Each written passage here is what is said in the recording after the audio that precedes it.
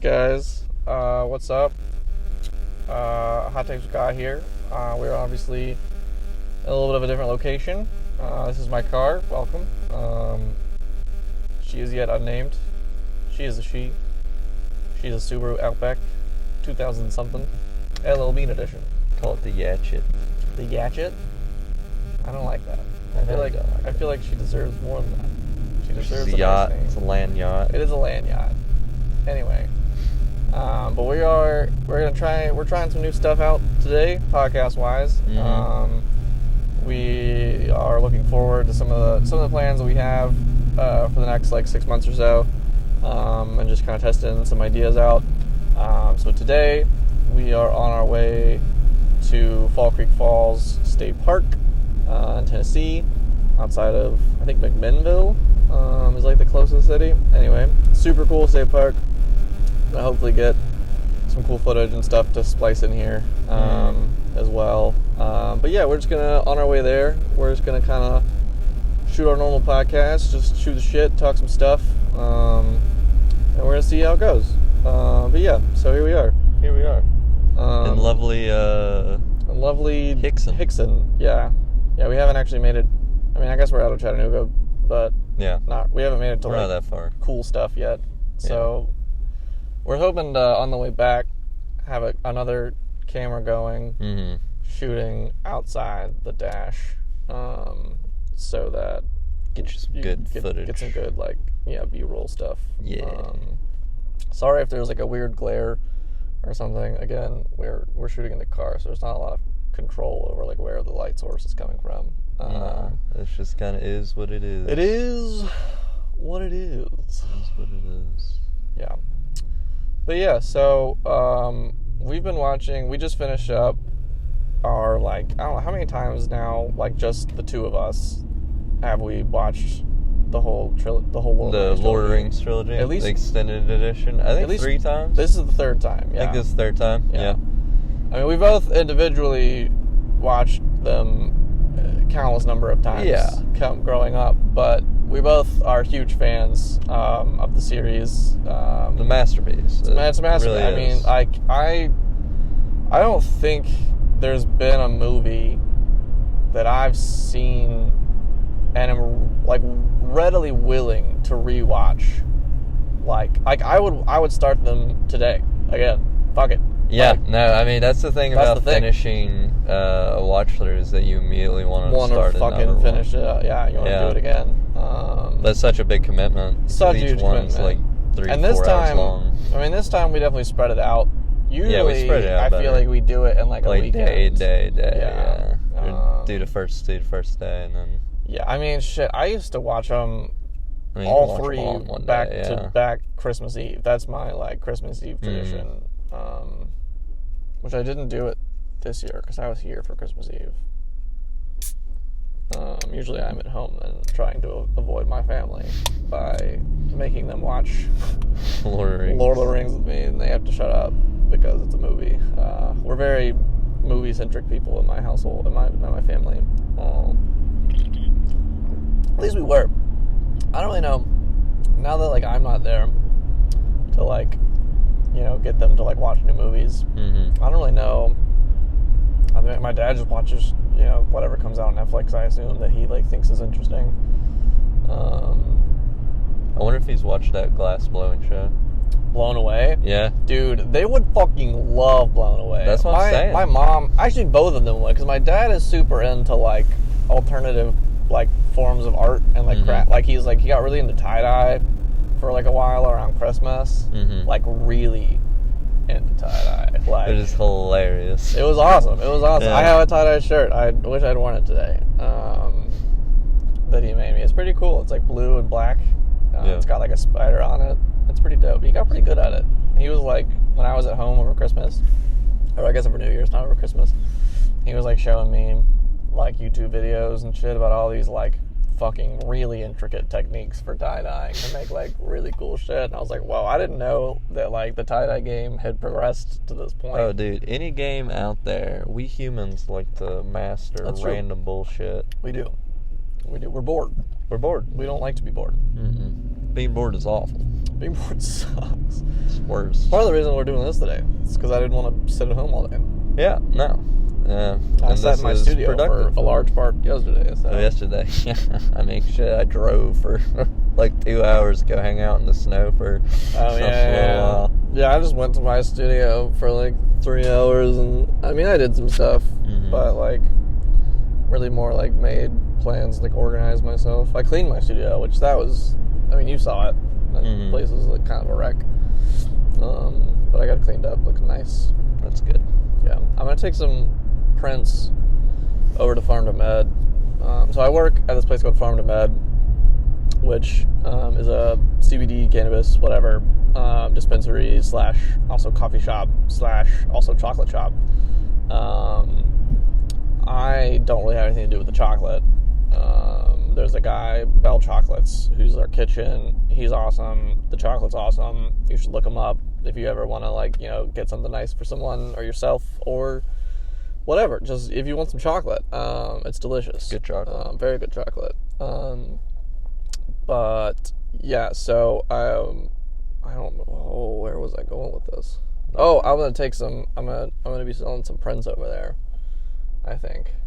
I talked to Mike about it, which is the other guy. Well, there's just two of us that work there, by the way, which is hilarious because we just call ourselves managers.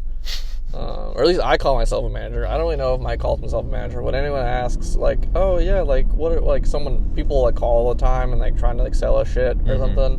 It's like, yeah, no, I'm the shop manager. Like we're not really interested. I just turn people down all the time. It's great. When I worked at Grassroots, we had to be like, you know, like take people's information and shit because the way that Grassroots works as a store depends on other companies actually producing goods, and then us getting them getting them at wholesale and, you know, all that shit. Whereas Farm to Med is totally the opposite. Whereas like we make everything we sell. We don't sell anything that we don't make. As far as cannabis products go, anyway. So yeah, people are just like this. Oh my god, this Indian lady, which, you know, it doesn't have to do with the fact that she's Indian at all, except for the fact that it made it like really difficult to talk on the phone with her, because she was like, she'd spent some time in India, I'm assuming. She had a very thick accent, but she was calling from some like BioPrime or some company like that. She's been calling us for like a month, and somehow it always comes to me. I always get the call. Mike hasn't said anything about it, and I know that she would have called at least more than once, and like he would have said something about it. But she also just asks for me whenever she calls. So maybe she just asks for me, and he's like, oh, he's not here, and he's like, well, It's probably because you're telling people you're the manager. Probably, yeah. I mean, probably. That's why I guess I tell people I'm the manager.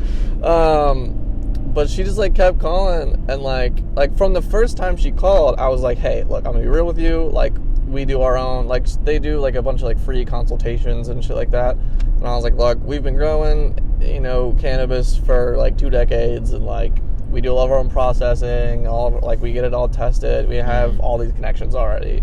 Like, we don't really need a free consultation or like, you know, whatever. Like, if you want to come by and like check out our stuff, like, what, you know, whatever, cool. But like, we're not really interested necessarily in doing business in that capacity. Yeah. But I was like, but, you know, just in case, like, here's here's an email. It'll go straight to my boss.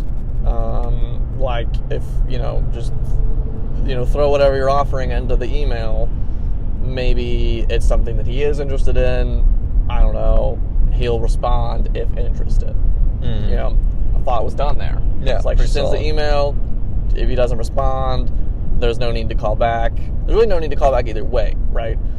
I've had this lady call me at least like 6 times in the past like 3 weeks. Wow. And just be like, hey, like, I did this, or I sent the email, and I'm like, okay, like, did he email you back? And she's like, well, no. And I'm like, okay, well, he's probably not interested into, like, she called me like on Wednesday or Thursday and was like, hey, so we're gonna be in Chattanooga next Tuesday, like, can we come and like give you a consultation? And I was like, lady, what are you talking about? Like, we're not interested. Like, I don't know how else to put this. Do I get on here?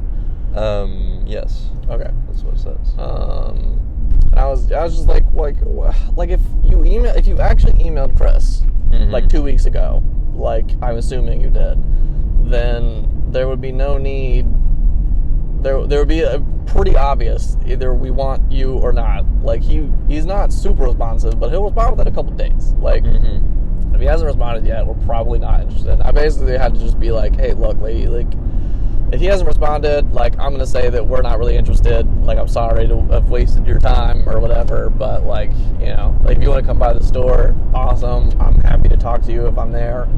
But like otherwise, like I don't. He obviously doesn't seem that interested. And she was just kind of like, I could just hear in her voice. She was like kind of dejected, and I was like, I'm sorry, but like it's just not the way this company works, lady. Like that's not.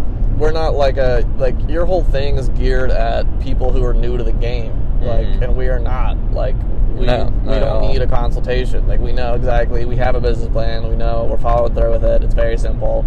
Just make the best fucking shit ever, and then people will eventually buy it. Like it's just the way it goes. Confidence in your product. Yeah. So it's just it was just one of those weird things. I mean, I used to get those calls all the time at Grassroots, but there were so many of us there that like it almost never got like repeat calls, and like although I guess I wasn't I never like tried to give myself a position of power at Grassroots.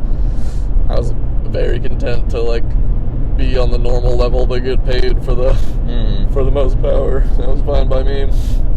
Yeah, I have the luxury of being able to, if someone's throwing out some just more complicated than I really want to deal with, regardless of if I can or not, I just go, I'm going to get a manager for you. Put it down, hit the pager, manager line 1. Yeah, that was the nice thing about Whole Foods. I could be like, all right, I'm going to need a manager for this. Like, yeah, like, I can deal with it, but it's also, and a couple of the managers literally want you to deal with whatever fuck it is. Like, if it has to do with, like, going into the system and finding someone's order. Dude, fuck that. Like, no, I got customers, like, there's other shit going on. No, I don't care if I have customers or not. I'm not doing that.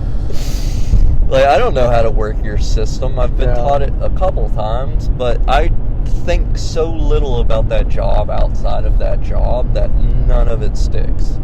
That's the thing about Farm to Med is like I'm kind of always thinking about it since I run their like socials and do all their design and like branding and stuff.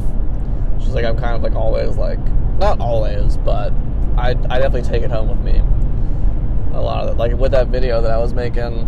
I mean, that was like a month of just like constant like worry and like thinking about whether or not I was going to be able to make something that was like worth what he wanted it for.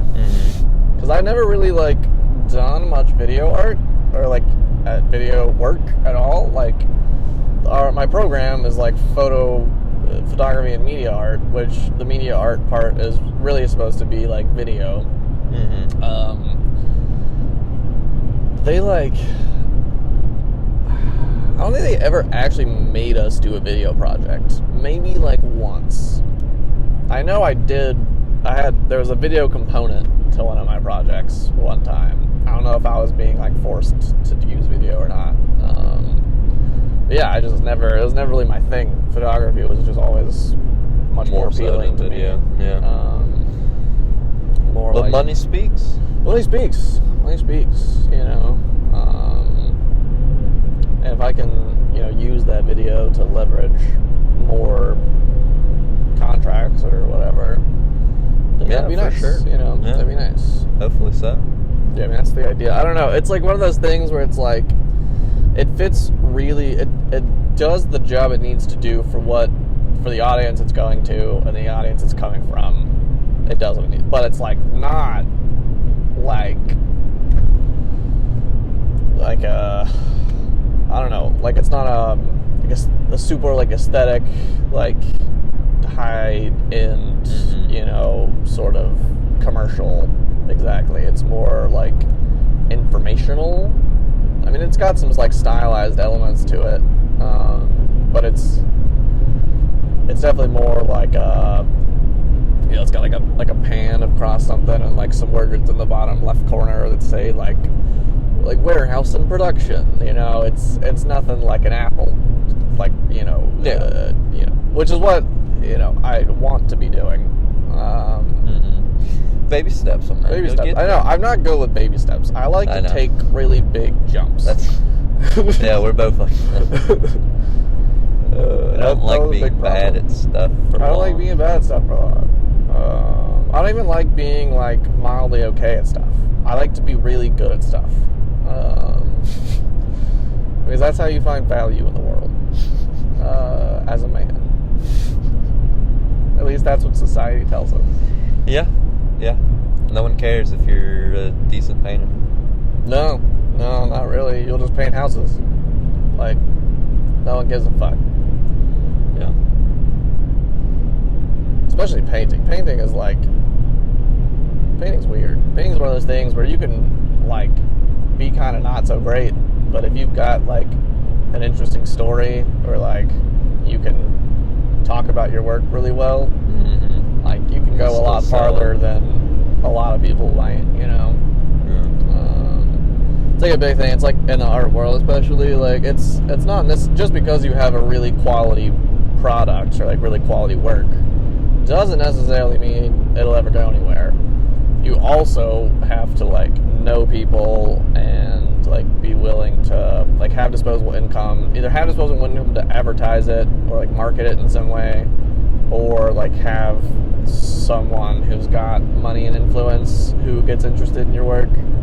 Or, like, there's just, like, it's weird. You gotta get, like, Instagram pages to, like you, and, like, when you put out that you've got a book out, they put that shit back out there, and it's weird.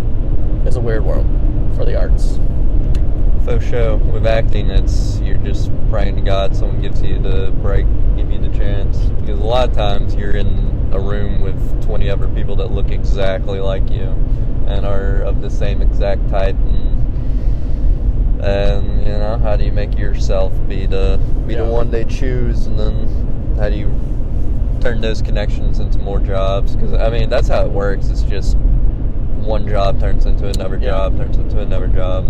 For sure. That's how it's always gone. And that's kind of how it is in art too. You meet the one person that gives you a shot. You impress them. They tell the people they know about it, and then when they need something, they come to you, and that kind of thing. Let's see, am I going to Dunlap? Okay, going to the left. But yeah, it's cool. I'm ready for, like, shows to come back. They kind of have already. It's a weird thing. Anywhere really, but especially I find in Chattanooga, like, it's just like, if you don't know the people who are putting on shows, like, you're just not gonna get one. Like, no one's just gonna, like, come and be like, hey, like, I want you to, like, no one's gonna come ask me to do a show. I don't think, just because I don't know the people doing shows. You know what I mean? Well, I don't know. I kind of know them.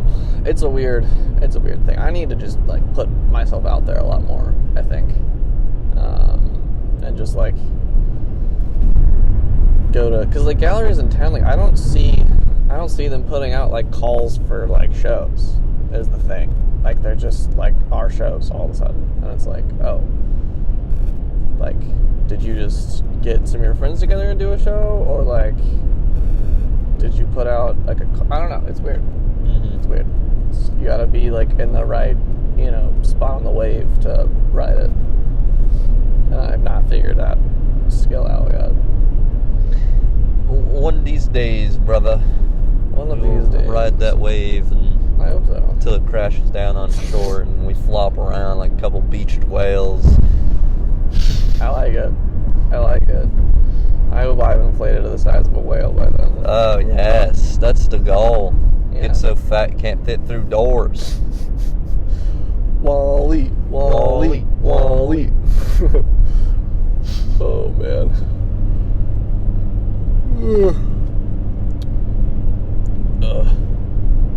It's a beautiful day out here. It's cold, but beautiful. It's cold. It's honestly not as cold as I thought it was going to be. It is freezing. It's not that cold. It's going to be colder at Fall Creek Falls Yeah. than it was, like, getting gas or whatever, but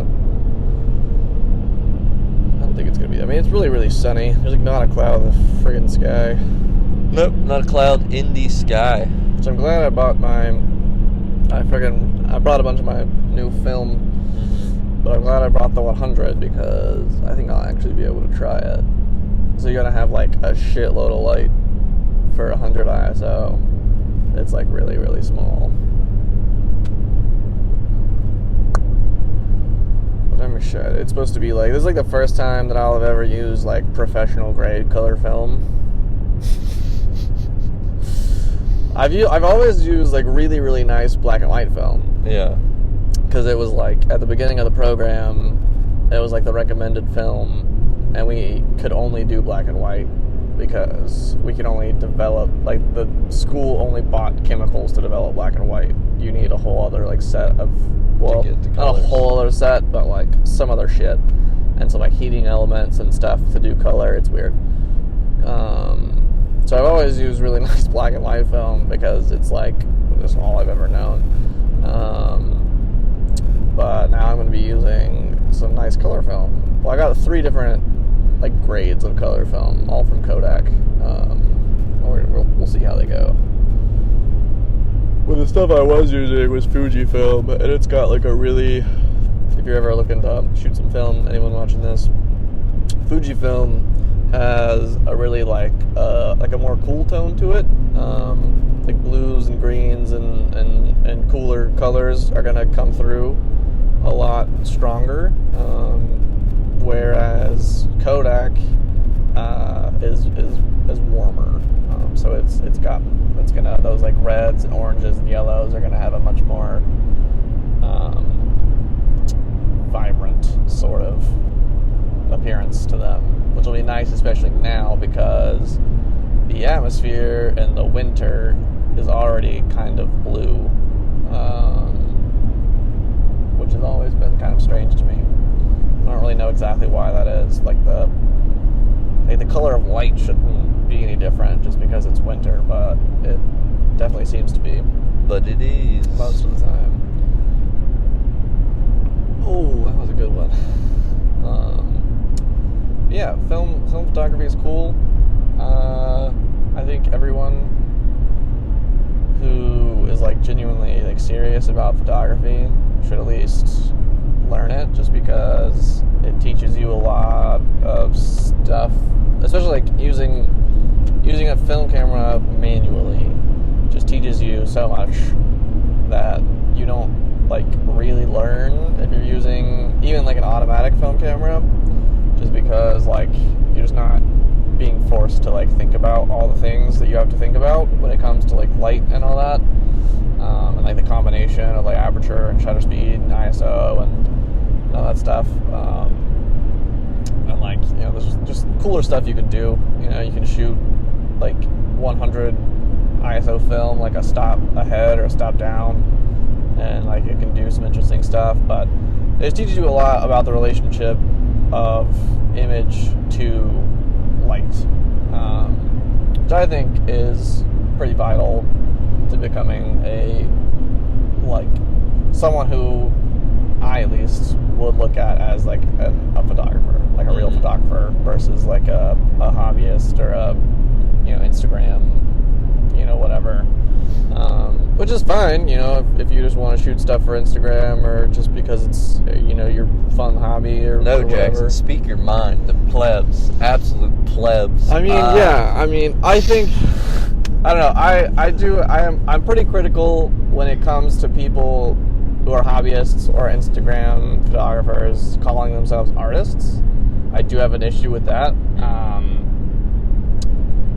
Whether or not that is, like elitist and unfair of me, or if it's not, is not really my concern. I don't think. It's my opinion. I don't mean to offend, but it does a little bit offend me, I guess, when people claim to be artists, but they're just, like, shooting photos of, like, slammed out cars and shit. It's just like, yeah, I don't really know about that. Like, you're a car photographer and you take really sick photos of cars, but like, I don't really know if I would classify that as art. Like, is that going to be hanging on the gallery of the MoMA? Probably not. Is my work going to be hanging on the gallery of the MoMA? Probably not. But, you know, at least I'm shooting for it. Hey, fucking shoot for it. I'm fucking shooting for it. Shoot for the moon, bro. Yeah, man. I don't know. I think there's just like something to be said about like intention and like a message and like a deeper underlying sort of like meaning that makes something art. That just because like you like really enjoy it and it like makes you feel good to do doesn't make it art. I don't know. You know, I've gotten in many arguments with many people about this before. Yeah, I'm sure. Yeah, no, I definitely have. But I'd like to, you know, if any of you are listening to this and you have an opinion about what I'm saying, you think I'm wrong or right, or just simply a little off or something, let me know. I'd be happy to talk to you about it, widen my perspective, maybe help you understand why I think the way I think. But yeah, it's good stuff. I mean, I don't know, do you feel that way, like, about things that, like, theater? I don't know if that happens in, like, no, I mean, it does. There's like commercial definitely actors? Yeah, there's the divide between purely like film actors and then actors that cut their teeth on the stage. I mean, I don't necessarily look down on someone that went straight to film and has never done stage. And at the same time, they're two completely different beasts. Like, it's kind of like, it's still you. It's still kind of some of the same mental work, but it's such a like the in-person preparation is so different. Yeah. That it's kind of two different beasts. I don't know. Like, if you're working, like, then you're I'll call you an actor. Now, whether or not you're doing like art, I don't know. That's like whether or not there's deeper meaning to it. But at the same time, with acting, I don't know if you necessarily like have a choice with the deeper meaning. Yeah, I mean, your character has a deeper meaning. Yeah, it's going to be almost there whether or not the actor is like giving cognizant of it or not. There is going to be that deeper level to the character, and even if it's them acting bad, that's still, if you're viewing it as audience and you're taking it as truth, that's still, like, even if it's bad acting, it's still like, that's still a character, that's still somewhat real. Yeah. Like, that is being that way. So it's weird, it's fun, I ponder it a lot. But the only time I'll look down on someone is if I'm working with them and they're not putting in nearly enough work. Yeah. That's the only time. Yeah. Where. Yeah, I like to clear it up. I don't look down on these people. Well, down. Like, but it's just like I just think they're. I think that with a lot of things in the world today, especially, just in general, there's a lot of like wanting to make people feel good. Mm-hmm. And like make everybody equal, and it's just like yeah, okay, you should all be equal by the color of your skin, you should all have the same rights and liberties, but then like after that, like you're not equal. Like it's just not, that's not how the world works. Like that would be boring. Like if you and I were exactly equal in every aspect, like that would not be interesting. We would not be interesting people. No, not we really. Wouldn't be friends. Like, yeah, probably not. There'd be like, you know, the whole thing about people and connections is that like, you know, people have things and talents and skills and thoughts and opinions that you don't have, and that's why you like them, is because they challenge you and stuff like that. So this whole idea of like, if you can pick up a camera and take a photo that looks halfway decent, people just call you an artist or a photographer or whatever, and it's like, well, that's not really true. Like, you don't have the like skills, you don't have the training, you don't have like the thought processes and the process, and not to say that you can't ever get to that, or that what you do is like less in some way. It's not. It's just different, and it's like when, like, I imagine that like a medical doctor thinks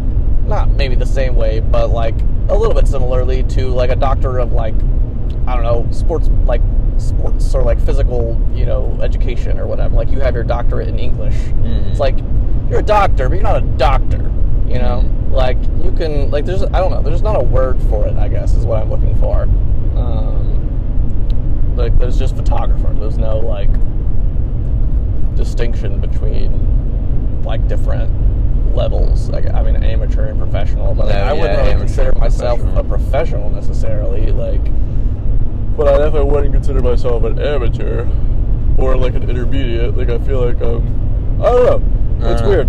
It's a weird concept fraught with pitfalls and at what point is double the standards. line? Because I mean, at the end of the day, for the most part, take away talent, we are the sum total of our effort.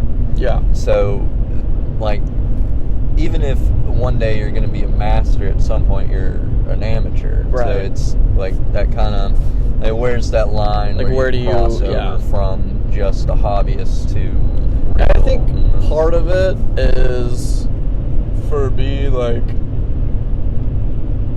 I think you can be called a photographer if you are making not even necessarily a living, money off your work. I think you can be considered a professional photographer because you're making money off your photography. That's like what those words literally that's mean. I think in general what I fall on. And then like as far as like an artist goes, I feel like that doesn't necessarily have to be paid for. No. It's better if it is, obviously. Yeah, I mean, just for the artists. But I feel like it has more to do with like concept, and like having something that's deeper than like taking photos of your friends when you like go on vacation and shit like that. Like, and it's not just like an aesthetic thing. It's like it does more, It's hard to put into words. It is. Yeah. I mean, the line on where you as an artist truly develop. I mean, I agree. It shouldn't necessarily be. I think there's just something based about on like income. Right. I think it's something also a little bit to do with just like committing. Like, part of the reason that I think that, like, aside from like my ongoing practice and like making work and stuff, part of the reason that I would call myself an artist to make it distinct would be that I spent a shitload of money in 4 years of my life like studying the shit. Like, I committed, like I'm all in. So like I think that's part of it.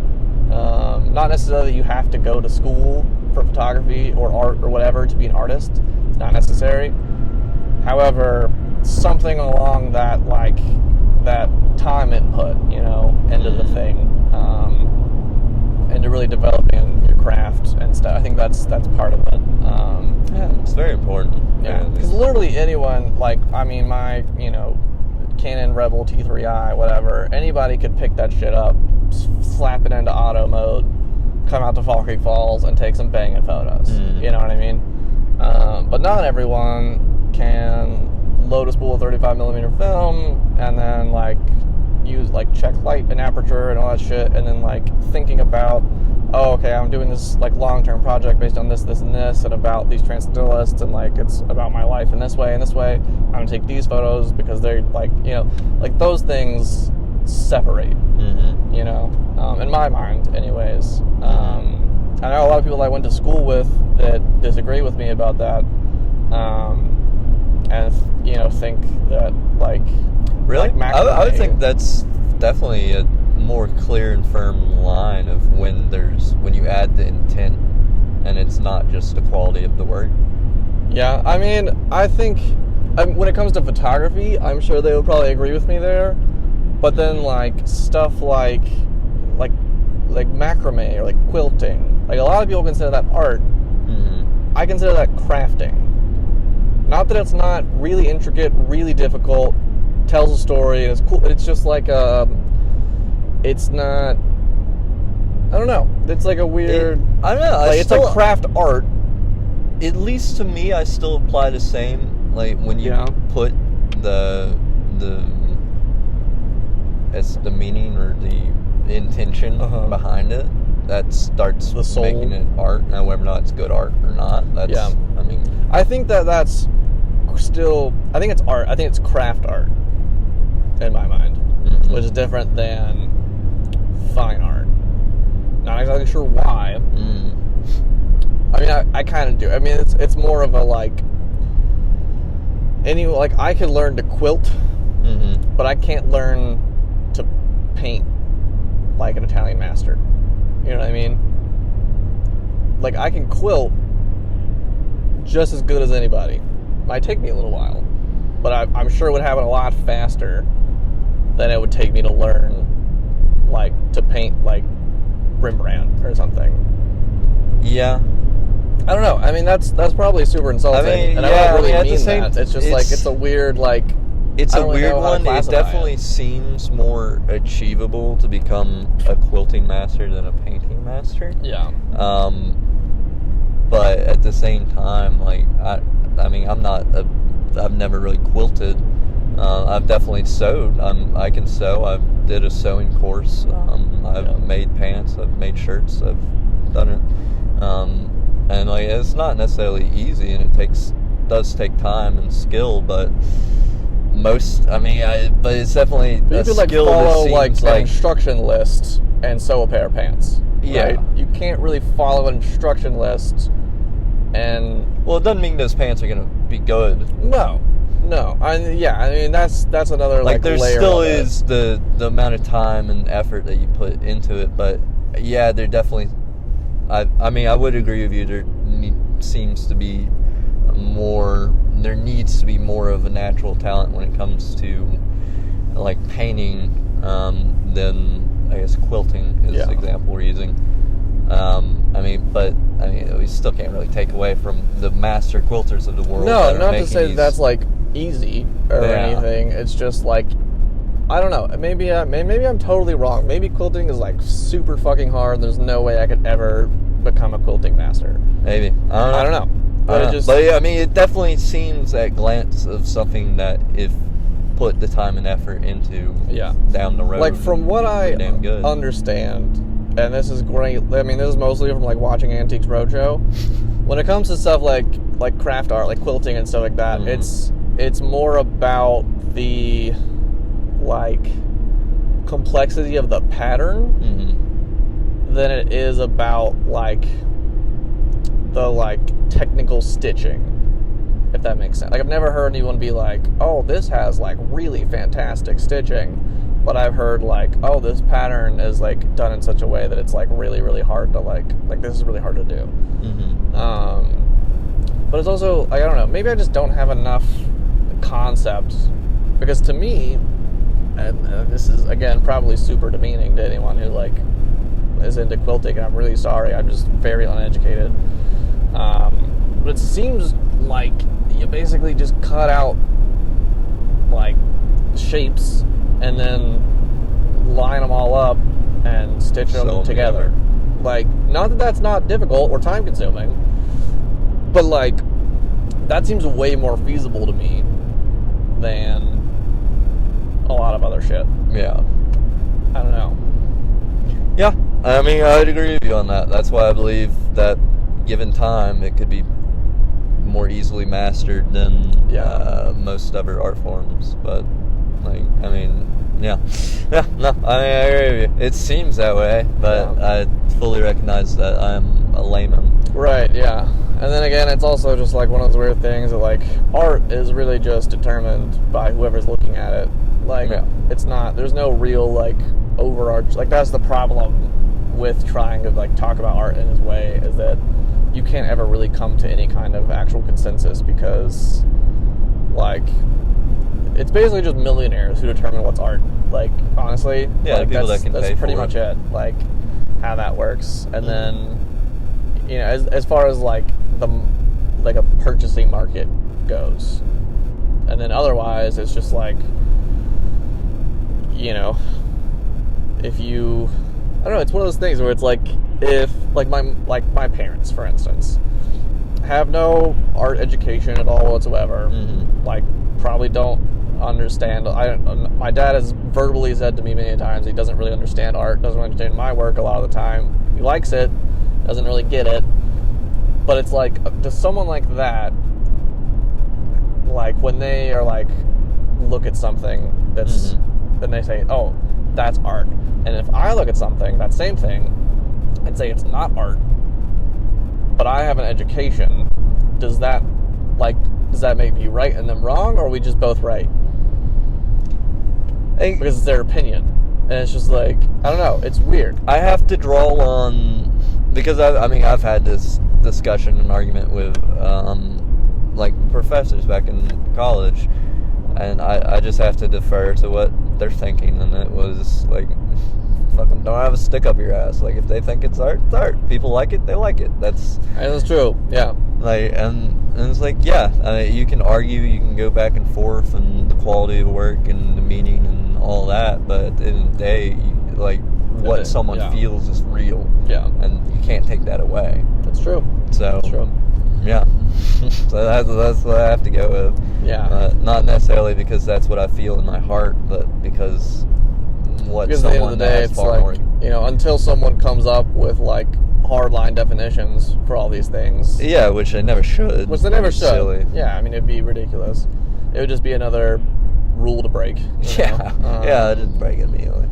Say, fuck you. I'm gonna go in a field and do something then. Do something, and you're gonna love it, and you're gonna hate it. You're gonna hate that you love it. You're gonna hate that you love it. Yeah. That's always an interesting relationship, when I see something that I want to hate because I don't actually think it's art, but I love it so much that it like is art, and it's just like, fuck. Yeah. What does this mean? Like, yeah, it's a whole weird. And like, I mean, I definitely struggle a lot of the time with some of my own shit. I'm like, is this just art because I say it's art, or like, is it actually art? And it's like, I don't know. Like, there's no way to know that until like someone else validates it, basically. Yeah, I guess you would have that debate more so in your art form than mine. Yeah. Well, ours, it's not necessarily questioning on whether or not it's art or not, questioning whether or not it's good. Yeah. Whether or not it's actually like quality. Which I guess that's really what I'm asking myself. Yeah. Is like, because like, theoretically speaking, as an artist, everything I make is art. Yeah. Is it worth it? Is it good? That's really, I guess, the question that I'm asking by asking myself, is it art? Because I just, like, it's not, to me, it's not art if it's not good art. No. Which is, like, again, super subjective. Because I'm sure there are things out there that I fucking love that other people will be like, that's the dumbest fucking thing I've ever seen. They're like, no, guys, it's just doing this, and it's like, oh, God, it feels like this. It's just all so unique and like experimental and experiential. It's just so like such an ethereal topic. I love talking about it. Oh, I love it. It winds me up in circles and leaves me more confused than I was before, but I still love talking about it. Yeah, no, it's great. It's fantastic. I love talking about. I don't know many people talk about acting theory with. I talk with Jared about it. Yeah. It's such a weird thing. I'm sure. Like, from the conceptual, just the thought work, like the differences in that, and then the actual practical, like, before the show setup, and the vast amount of different approaches, and what is the best way, and what is your way of doing it, and how that changes from character to character and show to show, and like, I mean, based on where you are in life and how much work you put in because of that, and then when you don't put in the work, what does that leave you, and where, like, but what doors did that open when you didn't follow your normal path to get to somewhere? Like, what doors did you open that you never knew were there? And then at the same time, it's all so simple at the end of it, because you just have to be there and present and take what is given and give it right back, and that's all. That's really all you have to do. But with acting, I find you definitely need that time of committance to it in order to truly unlock it, because there's so much of it that you have to be willing to like throw out your normal logic and be able to accept what is right in front of you as real and as true.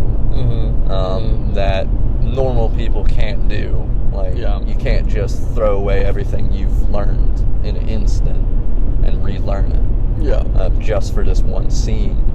And it's a big struggle. A lot of people I went to school with never really broke through that, of being able to completely let go. And I mean, I struggle with it myself still. I'm sure. I'm sure. But it's definitely something that if you didn't have that time of committing, you're not. That's one thing that's always like, I mean, this is, maybe not the most like artistic form of acting, but like I find it very impressive as like the people who work at places like even like Disney or like what's that, like Colonial Williamsburg or something, where they're like 12 hours a day every fucking day in a character that is like completely different, like in every single way, shape, or form from a person today. Especially like I have a more experience with Colonial Williamsburg, so I'll really speak to that. But like, I mean, you could like be having a conversation with them and just like slip in or accidentally say something about like the present, and they're just like super confused. Like it's like a genuine reaction. Like they're like, what is that? Like, we use whale oil for lamps. Like, what do you mean? Like, what is this electricity? Like shit like that. It's just like, how do you do that? Like, how do you like turn that off and on for such long periods of time? I find that very impressive. So I don't think I could keep a bit going that long, you know what I mean? It's weird once you get in the groove of it. It's fine. It's just being able to get in the groove of it. And that's character acting, which is completely different than what like main character acting is. Or main, I don't know really what's good. Character acting, and then I don't know, I forget what it's called. But the main characters, because there's a difference, and there's a difference in approach. And what I've been describing to completely forgetting everything is mainly more geared for character acting. Now, I mean, I think everyone should start with getting the basics of character acting and then move on to the more real shit. Because the more real shit, you have to find yourself. You're not fully forgetting. It's forgetting everything and then finding yourself in that. And that just adds a whole nother level of fuckery to it. But yeah, character acting's fun once you achieve it and are able to do it consistently, like the Disney and the Williamsburg people. Like, you can do it all day long. Weird art form. It is a strange art form, but it's cool. I mean, I was just a kid when I went to Colonial Williamsburg, but like, I thought that shit was pretty badass. There's snow on the ground. We finally see snow. There is snow on the ground. Yeah, we saw like, I mean, that whole like cliffside had. Yeah, it had ice. Yeah. Yeah, there is some snow on the ground still. I think today is supposed to be the day that it finally warms up enough for. Yeah, it looks most like of it'll probably melt out. 41 under temperature. Oh yeah. That's actually warmer than I thought it was going to get today. Yeah, I didn't think it'd be warm. Might just be because we're on the asphalt. Yeah. I don't really know how accurate like a car's temperature gauge for the outside actually is. But how close are we? Oh, we are 12 minutes away. Oh my goodness. How the time flies. How the time flies. Discussing art theory with your friends. Art theory with friends. Good times. Good times. Good times. Yeah, I thought this drive was gonna be much more like, not like rural, I took the fastest route. Okay. We'll take a more scenic route on the way back. Give you a good. Give us some good views. I mean, we should still go up the mountain a little bit, I think. I mean, we're kind of on top of it. I don't see no mountain. Yeah, we're kind of just on top of the motherfucker. Yeah. I mean, we'll have to go. I mean, it'll, like, the beginning of the park is in 12 minutes, not actually where we're going. Yeah, where we're going. Usually it's like a couple, like 3 or 4 miles. Getting off to the right in half a mile. Okay. 284? Yeah. Oh, yeah, Fall Creek Falls is really awesome. The story that I told in an earlier podcast about we talked about weird experiences that happened in Fall Creek Falls. The elephant, the Elvis room. Yeah. That was in Fall Creek Falls. For those of you who are paying attention to our podcasts. Keeping up. There'll be a quiz on Monday, kids. There'll be a quiz on Monday. I hope someone's listened this far. We've had a good talk. I hope someone gets past because it took a while until we got into the art theory. Yeah. But I thought that was all really good. That's the thing. Hey, Mooney boy. You out? Mooney boys out here. Look at them. Dude, it's like not even like, what is it, like noon? It's like 1? Mooney boy. What are you doing out here? He drunk as fuck. Drunk as hell. But yeah, you know, I hope that people are listening still. Or at least someone has gotten this far. I don't know, I feel like, I mean, it's definitely like most people get like 10 minutes in. Yeah, they'll listen and watch just to throw the support out. And then, just, you know, appreciate it. No, appreciate it to no end, for sure. We need it. But, I don't know. And then maybe someone does listen this far and we're just insulting you because we didn't think you would. Because we didn't think Cows. you would. Cows! I know. I love them. I know Chet has listened pretty deep into several of them. Carrick has as well. Carrick as well. I think Mike does and Beth does because they'll like text me and like respond to stuff that was like halfway in.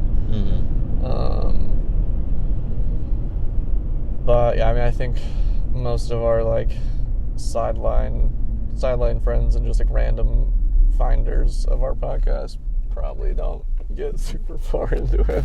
No, probably not. They're just fine. That's fine. I guess. They'll come around.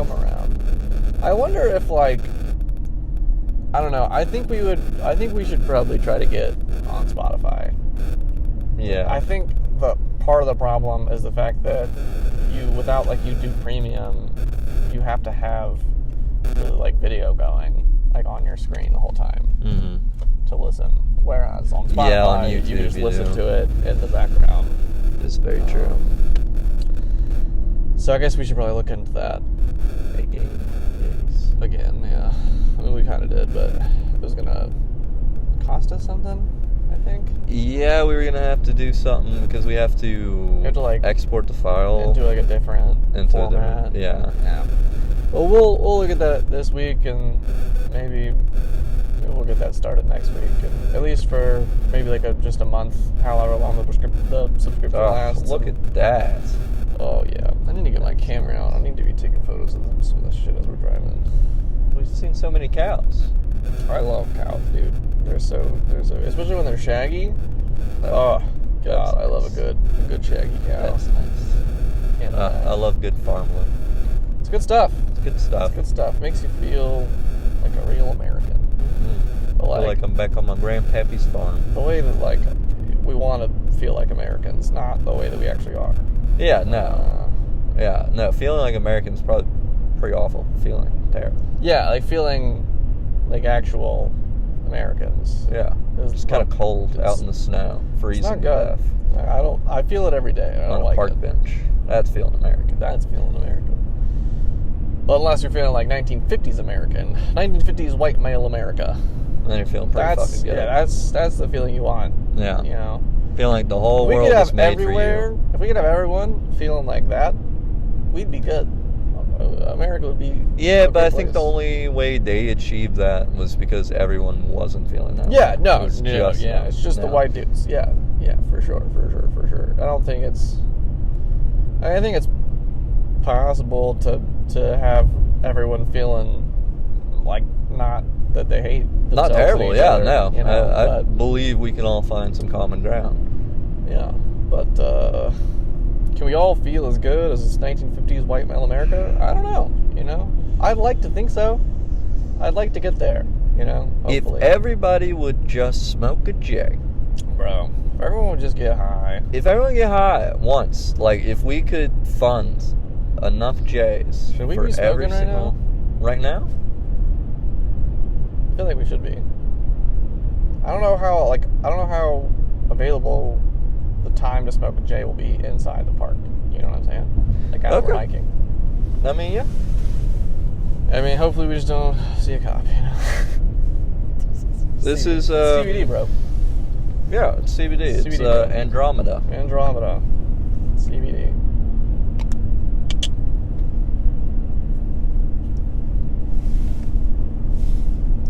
It's not the biggest one because I was almost out. That's okay. That's okay. I don't like to get, like, massively stoned before I go hiking. It's like a weird, like, I'm very confident on my feet in the woods, and, you know, like, jumping around and running around and, you know, not I forgot falling. to put my ankle braces on. Oh.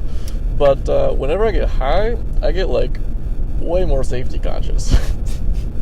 It's like, really funny. I did put the reason I have these shoes on, they're non-slip. They're my new work shoes. Oh, they're your new work shoes? Yeah. Oh, yeah. Because I finally got new work shoes. After like 2.5 years. You know what's nice about Whole Foods is that they they gave us like, there was like a site, and they gave us like $100. Oh, really? Yeah, and you could pick out whatever. Like I got a pair of like PF Flyers, like from the Sandlot. That's fucking nice. Yeah, dude, they were fly. I mean, they got totally fucked because I worked in like pizza and shit. Yeah. And there was just corn flour on them constantly, and all the cracks and sauce and shit. But No, they give us like these feet covers so I can put on the bottom of my shoes, but my shoes are still gonna get nasty. So I just wear work shoes. Sport. We'll probably have to cut this part out just because of audio. oh yeah, I didn't think about that, but yeah, probably. I could slow down some. Might help a little bit. Or we'll show them the Andromeda and the Yeah. and it'll just be us afterward. Oh yeah, there's a good snow. Oh yeah, Pretty I'm good snow. excited. I need to. Do you have any like waterproofing spray? I did not hear, but No, I was like, not on me.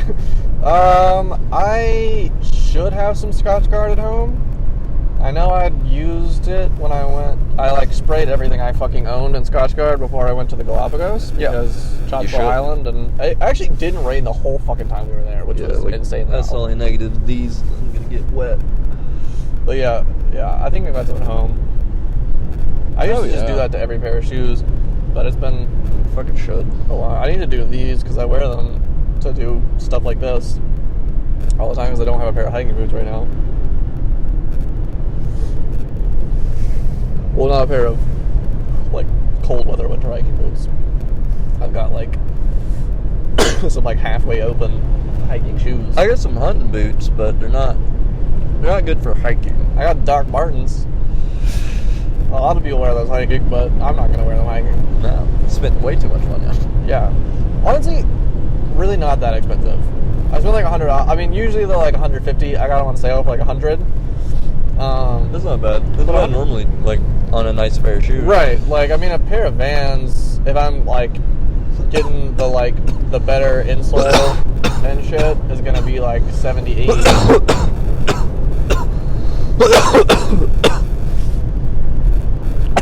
So I mean, 150 is like that's kind of a lot.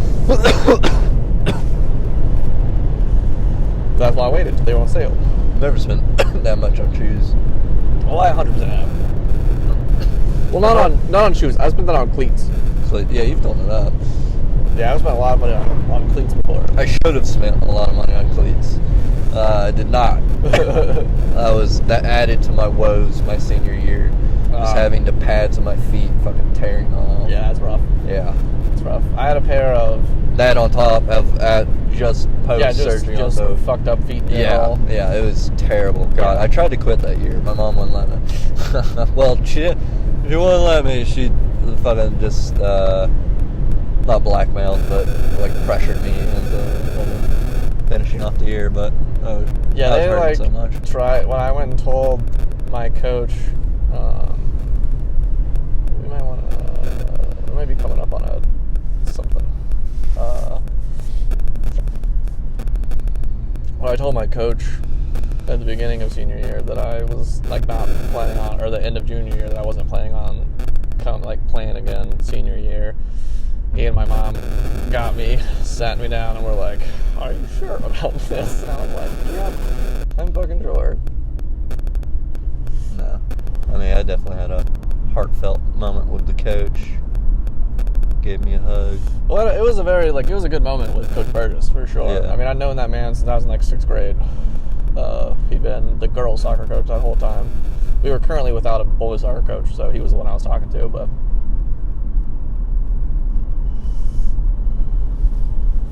Suck it down as fast as you can. We're about to come up on the, like, not ranger station. Pull over. Oh yeah, let's go do that. Snow. Subaru, feel the snow beneath your tires.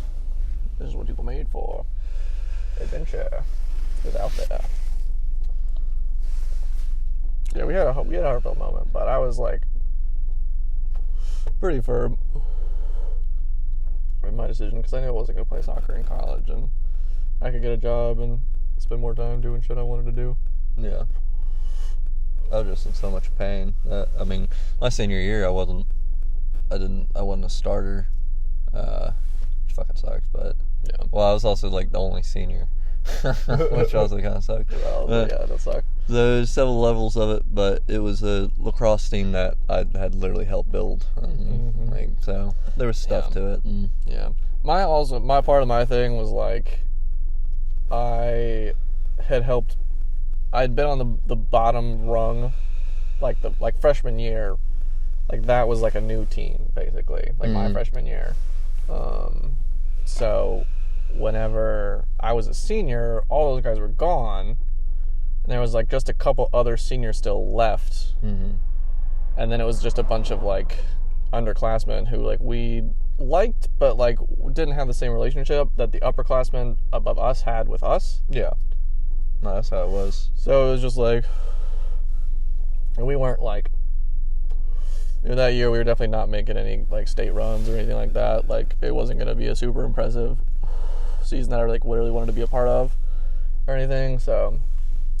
I mean, shit, at least in my case, we made it semifinals. Yeah. Like, we got close. I think the year after my senior year, they might have gone to state and, like, lost, but I think they went. I don't know if our men's soccer team has ever won state. Because it's always Pearl. Pearl High School is almost always win state. There's, like, 2 high schools down south in Mississippi, like, on the coast, that just, like, for some reason kick absolute dick at soccer. I want to say our girls won once, but... Our girls have won. Our girls won not when I was in school, but, like, a year or 2 after our girls won. Honestly, I'm just gonna... That's pretty much just out. Yeah. Let this truck come by. But yeah, our girls, I think, are pretty fucking good. Or they were for a few years anyways, pretty fucking good. Like, they probably could have beat the boys. Curious, I'll have to look up and see how well the lacrosse team is doing now. I know the year after me, they should have won state, but they didn't. They lost. They didn't even make it to semifinals. Really? They made it quarterfinals. Yeah, that's sad. Which sucked. I mean, I think it was the coach. The coach kind of sucked. He was very much. He was a colonel in the Marines, like active duty. Oh. So he was kind of a hard ass, and I don't think that really resonated with a lot of the players on the team, especially the good ones. Part of our problem, and part of the problem that I ended up leaving was, so starting in middle school, I had 3 different soccer coaches, maybe 4 actually. 4. I had 4 soccer coaches from the time I was in 7th grade to the time I was in junior year of high school. Wow. And we had the same guy, Coach Mansfield, like 8th, 9th, and 10th grade.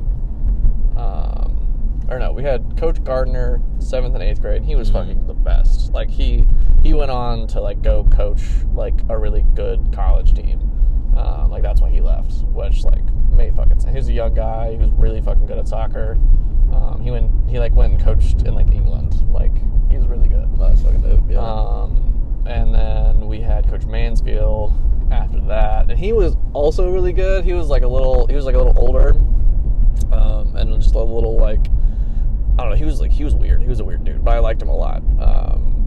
He had, what the fuck? He had like some weird saying. I'll remember it at some point. I'll just like blurt it out, but it was fucking hilarious. He was a good guy, and then but he had like a second kid, and like just being a high school soccer coach was like not enough, like not working out for his family. He was thinking about his family, and he got offered like a really good job at like International Paper Company as some like executive, so he took that. Yeah. And then we had Coach Banks, who was kind of similar to Coach Gardner. He was really good at soccer, and like he was a pretty good coach. He was kind of a weird guy. He had some issues. He had some like issues, and then he also had like, medically speaking, like most of his intestines were gone. So there was just like large periods of the season where he was just like literally couldn't be there because he was like in the hospital or like was on like mandatory like bed rest or like some shit like that. So he was a good coach, but we just didn't necessarily get a full like, you know, use out of him, I guess, if that makes sense. So then we were going to be getting. So that was part of the reason that I like didn't play again senior year. We were getting a brand new fucking coach again, and it was just like, dude, I'm out. Like, you know, it's not really worth my time. No, I had God, I can't believe no, it was Coach Smith.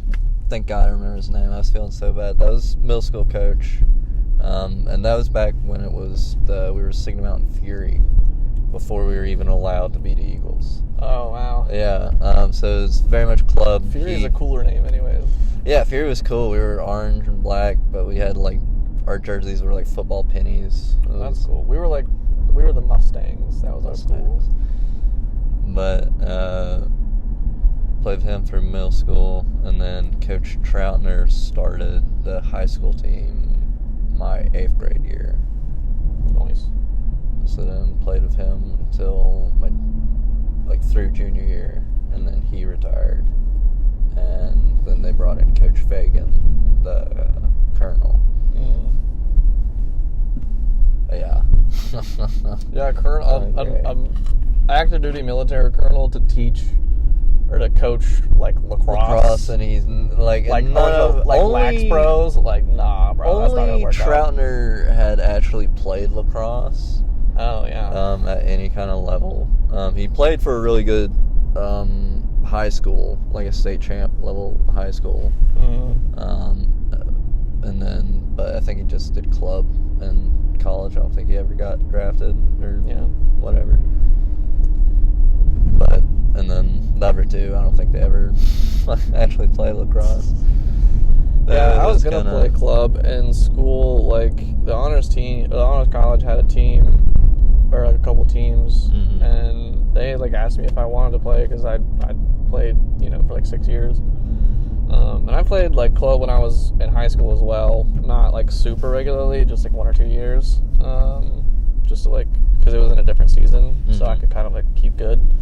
But I just like didn't have time. I had time, but I was spending that time like having fun. Yeah. Not like playing soccer. Yeah, it's definitely hard to commit. There was a time before my ankles, got real bad. I did have colleges look at me. I had one that was in state already.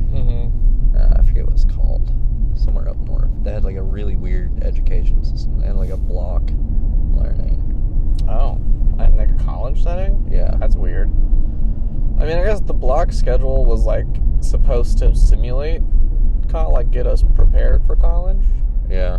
Which I mean, it's similar. Like, they're just not.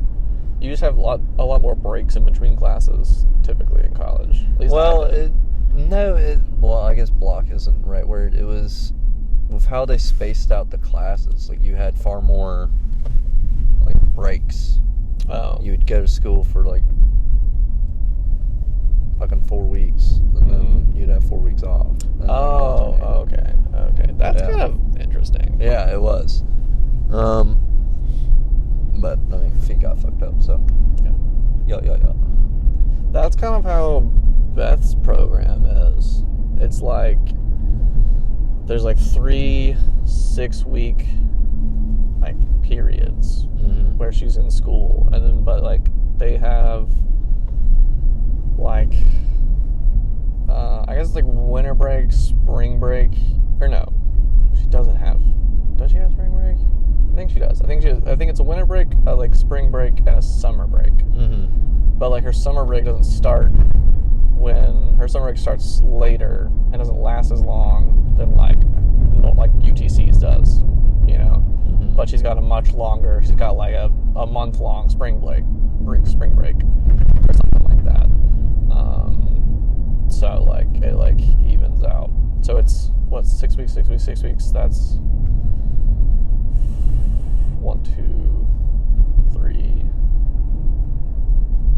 4.5 months. 5 months. 18 weeks is 4.5 months. Yeah.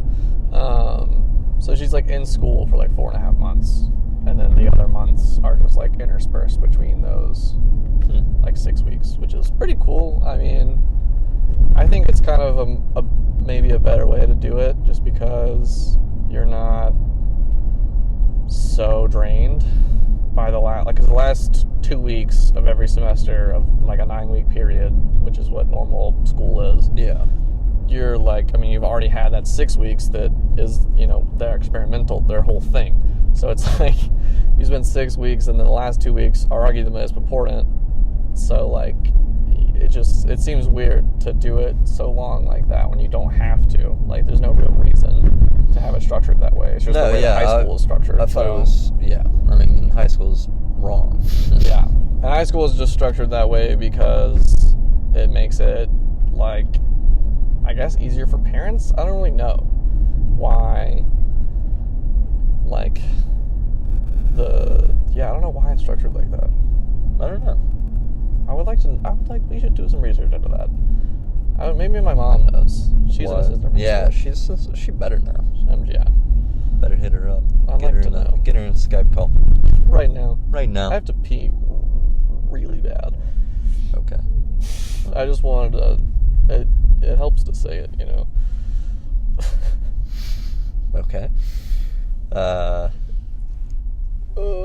Parking. Where are we gonna park? I think there's some spots up there, it looks like.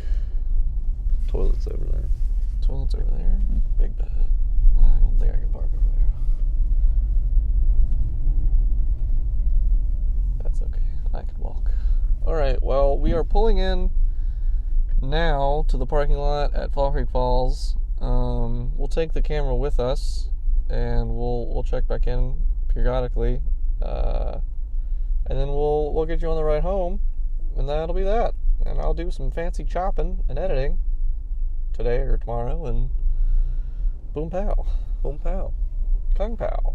Kung pao. I can go for some kung pao chicken right now. I can go for some kung pao chicken anytime. Like, let's be real. Like, screw this walk. Let's go. Let's go get that walk, you know what I'm saying? Get that walk. Alrighty, we'll see you in a little bit.